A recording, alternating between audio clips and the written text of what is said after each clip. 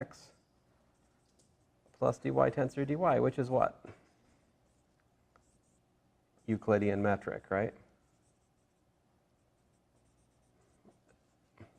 So the construction of the Poincare metric is an example of this proposition in action, right? We can take a metric and we can multiply it by a positive scale function. I mean, that's what h is. H is a scale factor. Are we missing somebody? Oh, this is ironic. This is ironical. So, to use a Wangism. So this would be an example of, these metrics would be what are called conformally related. In other words, they will agree on the angle between vectors. You can show that the angle sub g of VW is equal to the angle of g dot h. Well, g sub h, I guess we're calling it, of VW. And the reason for that is because both the angle is defined by the quotient, right, of dot products. And so if you look at that, you get the same number of h factors above and below, and they cancel. So, because you got a square root, so both pick up a square root of h downstairs, you get a, you get a net of h squared above and below in the angle function, and they cancel since h is positive. So they agree on the angles. But they certainly do not agree on lengths, right? As we saw explicitly in calculating the length of curves with the Poincare metric last time, we saw that the length of a line segment depended on where you put it. Yeah. Let's say the length of a fixed length Euclidean line segment has a different length with respect to the Poincare metric, depending on where you place the thing. On the flip side, the book has plotted line segments of unit length with respect to the Poincare metric, and you can see that they have different Euclidean lengths by looking at the printing of the book. Now, what is more important? In fact, this is probably the most important construction I'm going to show you today, is the pullback metric. Proposition 5.2.3, if we have UG, a Riemannian space, all right, U, a domain, and if we have V is a subset of RK, also a domain, all right, and given smooth injection, smooth 1-1 function,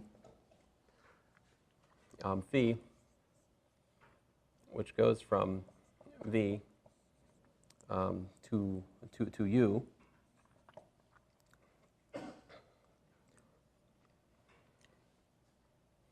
which is regular. What do we mean by regular? That means that the push forward at P is 1-to-1. All right. Then the pullback, G sub phi, equal to phi upper star G of G by phi, a mouthful, is a Riemannian metric defined on V.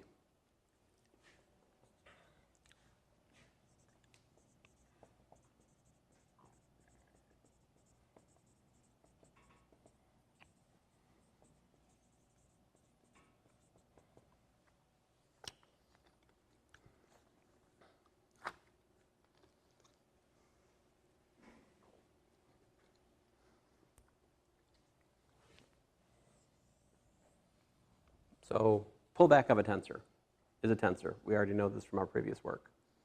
So bilinearity of the pullback is already there. All right. The symmetry follows much the same way. All right. So the only thing here that's possibly problematic is the positive definite condition. So let's look at that. So this is a partial proof. We'll focus on the positive definite issue. So what should I look at then? We want to look at G sub phi of what?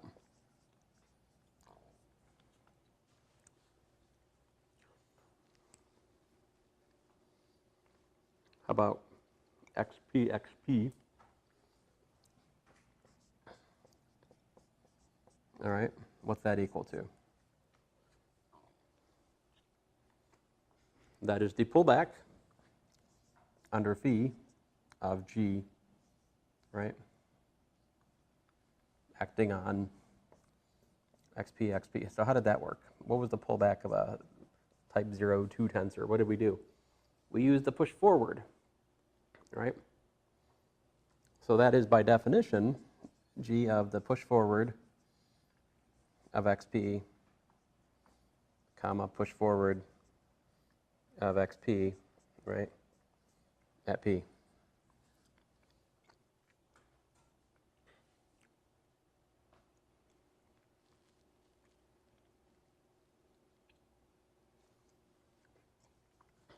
So I should add a 0 to the start, right? So suppose 0 is equal to this. What do we get then? Because G is positive definite, right? This implies that phi push forward of xp is equal to 0. But we assume that the push forward is 1 to 1, right? So this is also equal to the push forward of the 0 vector, right? So by 1 to 1, this implies that xp is the 0 vector.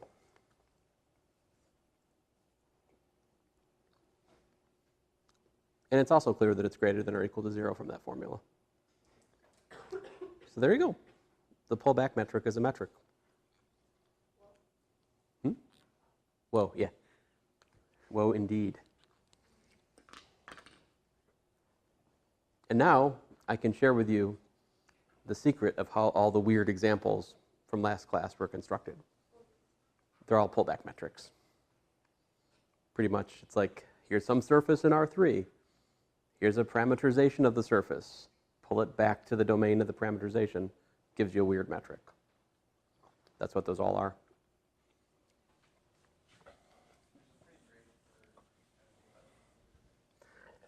Yeah.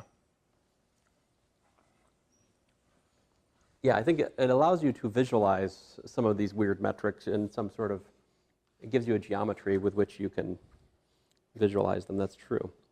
What am I looking at? Wrong one. So I wanted to work one. I wanted to work one of these because we've spent some time trying to get comfortable with the pullback, and isn't it nice to do something interesting with it for a change, as opposed to just doing it. So here's this example, 5.2.4. And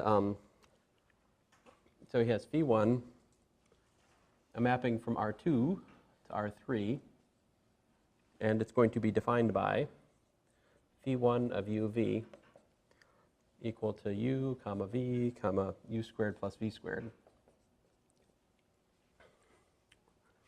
By the way, AKA, this parameterizes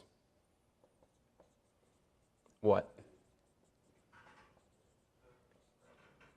Yeah, z equals x squared plus y squared, right? This is what you might call the Monge patch of the paraboloid. Anyway, so we're going to define G1 as phi1 pullback G naught.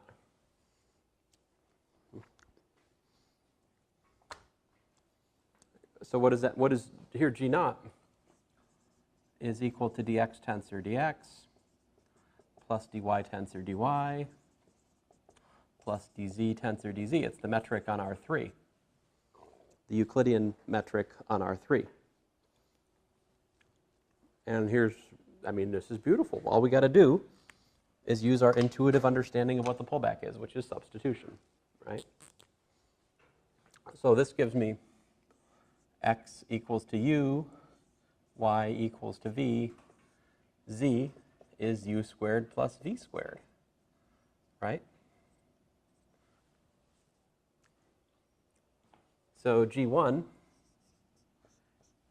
I'll do the easy part. It's du tensor du plus dv tensor dv. And then I actually have to think. All right, so the dz tensor dz is not too bad though, right? Plus what? 2u du plus 2v dv squared, right? If you're willing to extend the meaning of square to that. I'm not quite there yet. I knew physicists who did it without getting into trouble. But, so what does this give us here? We get 1 plus 4u squared du tensor du, right? Plus 1 plus 4v squared dv tensor dv plus, let's see here, the cross terms, right? Which would be like 4uv du tensor dv plus 4uv dv tensor du. And there you go. That's the pullback metric with respect to the patch on the paraboloid. And that is, in fact, example 5.15, which we went over last time.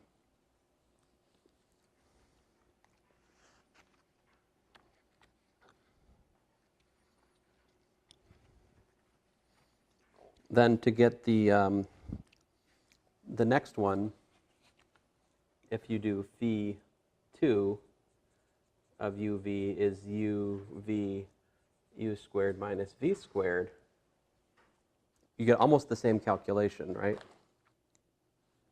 What's the difference? If we let G2 be phi 2 pullback the 3 metric, the Euclidean metric on R3. If you think about it, exactly the same, except for the cross terms, right? So I get like 1 plus 4u squared du tensor du plus 1 plus 4v squared dv tensor dv, but the cross terms, oh, a little funkier. I get, if you'll allow me to cheat, I get 2u du minus 2v dv, 2u du minus 2v dv. So it gives me what? It gives me like, it's just minuses, right? But the same.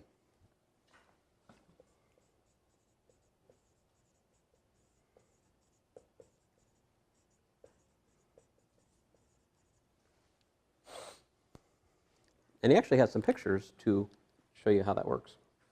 It's kind of cool. All right. That brings us to section 5.3. Now, this has all been somewhat relaxing. I've been relatively laid back, this part of this book. It's kind of nice. I mean, I've been bringing in some weird stuff from Hodge duals and so forth, but it's about to get real. Like, the Riemannian connection, this is not a Sunday morning comics kind of part of math. I mean, this is gory, technical stuff. It's beautiful, or to quote my son Matthew, beautiful. But it's hard. And it is it's deep, it's interesting, and it's not something I will finish in 15 minutes, but what I will do is get you started. And so we're section 5.3.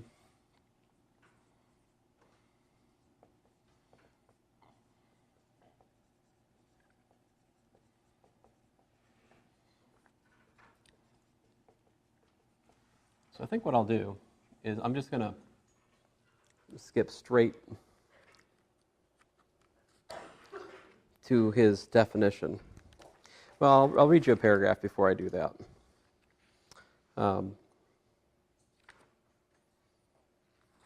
basic idea is this, The notion of a covariant derivative emerges from the following problem. This is on page 208. For a vector field x, what'd I do? Oh, for a for a vector field x on a surface S, find the derivative of x in a given direction from the point of view of the surface S. So we got S, right? And we've got a vector field, x. So x is tangent to S, all right? It's a tangent vector field to S. And the question is, how do you find the derivative of x in a given direction from the point of view of the surface S? So if I pick a point, right, on the surface S, and then I ask the question, how is x changing according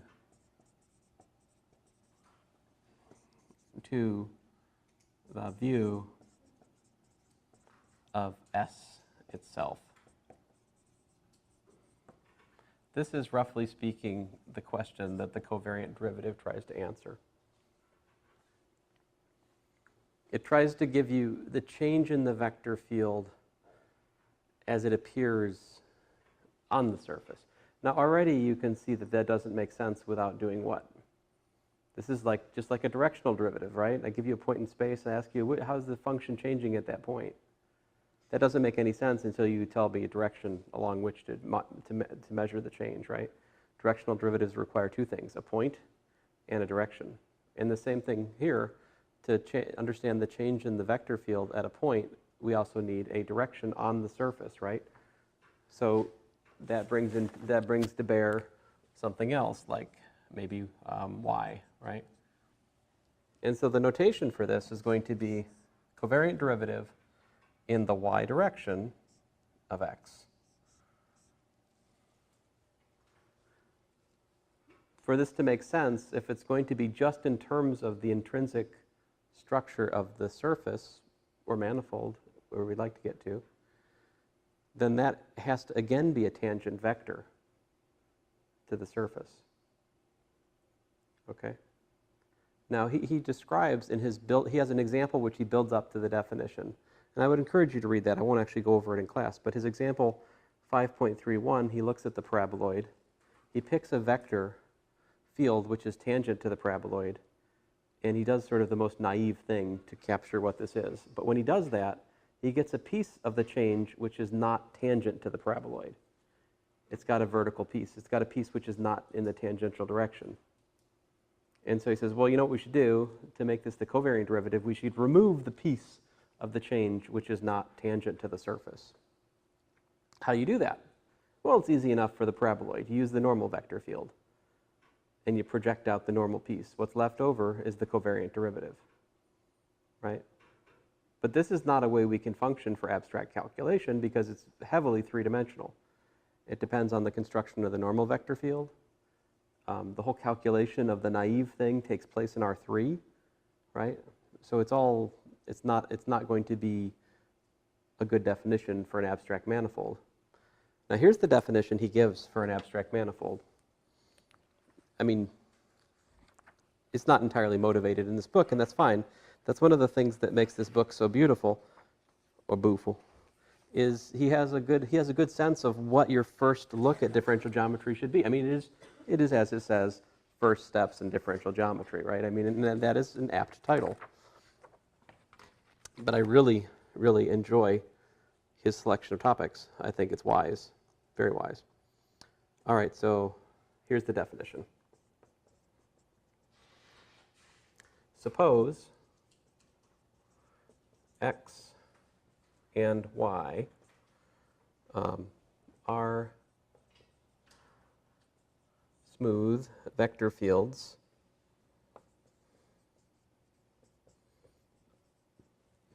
on a Riemannian space.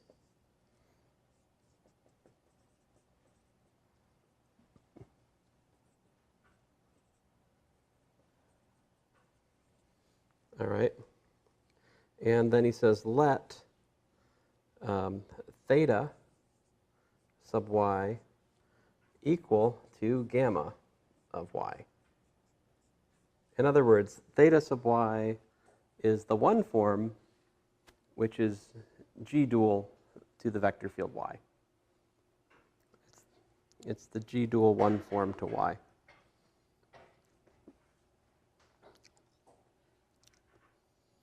And then he says construct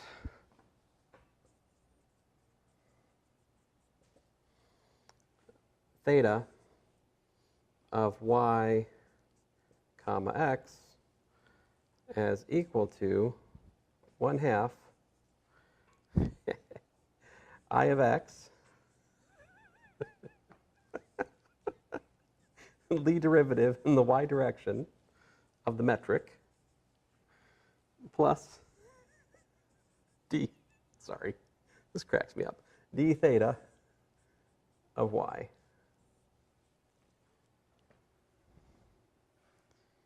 So what's the covariant derivative?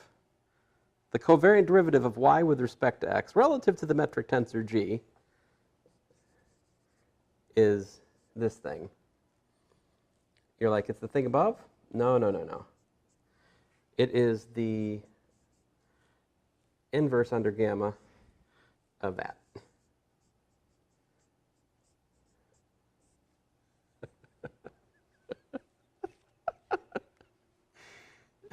Yeah. We also have the saying that nabla, which takes the pair xy, all right, and maps it to the covariant derivative of, now he's got the y and x flippity-floppity.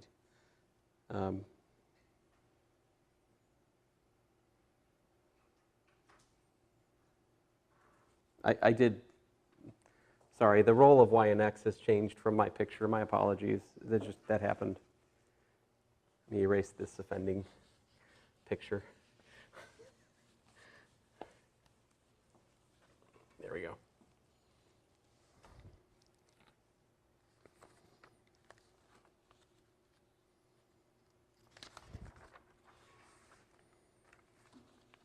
All right.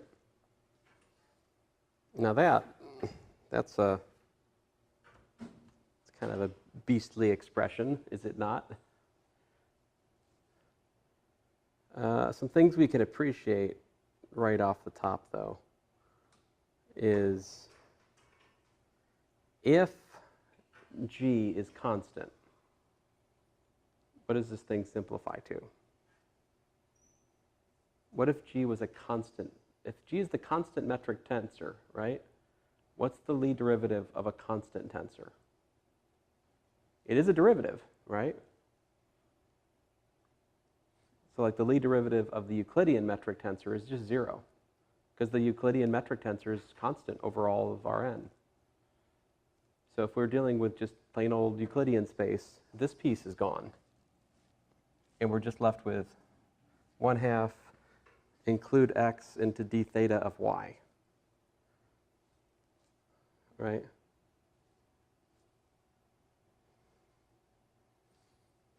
So like for Rn, where we have G is equal to, well, where G is constant, right? So, the matrix of G is the identity. Anyway, the point here is that in that context, the theta of yx would just be what? 1/2 ix, and just this piece, right? Which would actually be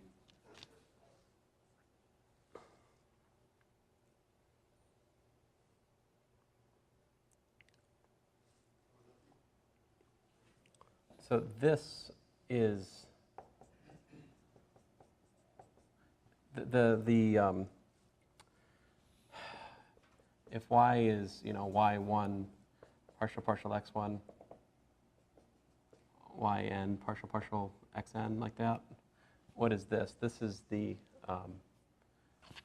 corresponding one form to that is,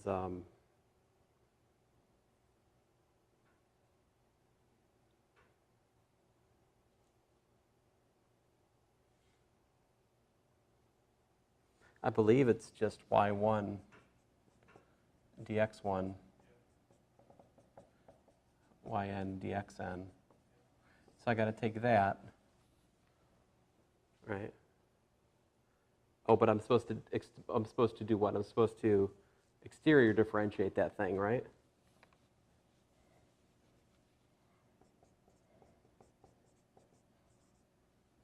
What's that going to give you?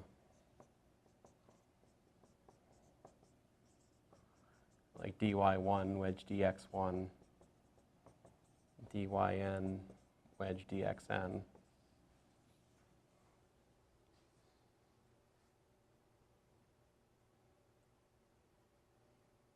After all of this is done, I'm supposed to track back and find the corresponding, oh, I think I actually kind of see it.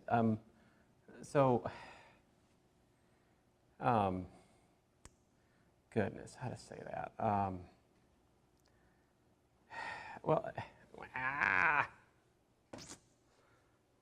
Dang it. Well, anyway.